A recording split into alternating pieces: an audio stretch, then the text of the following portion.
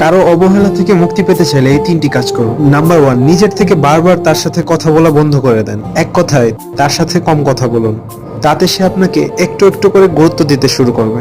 Number 2, যে আপনাকে অবহেলা করে তার থেকে দূরত্ব বাড়িয়ে নিন, কারণ মানুষ সহজে যে জিনিসটা পেয়ে যায় সেটার কিন্তু মূল্যায়ন করতে জানে না। সুতরাং যে আপনাকে অবহেলা করে তার থেকে দূরত্ব বাড়িয়ে নিন।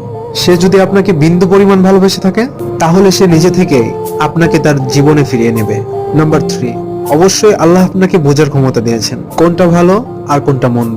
যে মানুষটা আপনাকে অবহেলা করে অবশ্যই তার আচরণে আপনি বুঝতে পারেন যে সে আপনাকে ভালোবাসে কিনা। তার ব্যবহারের মাঝে শুধু অবহেলাই আছে, ভালোবাসার কোনো ছিটে ফোঁটাও নাই। তাহলে বেহায়ার মতো তার জীবনে কষ্ট করে থাকার কোনো মানেই হয় না। একটু কষ্ট হলেও তার জীবন থেকে চলে আসুন, কারণ যে মানুষটা আপনাকে অবহেলা করে সে আপনার অপছন্দের কাজগুলোই বারবার আপনার সামনেই করবে, যা দেখে আপনি কষ্ট পাবেন। সুতরাং বারবার কষ্ট পাওয়ার চেয়ে একবার কষ্ট পেয়ে নিন।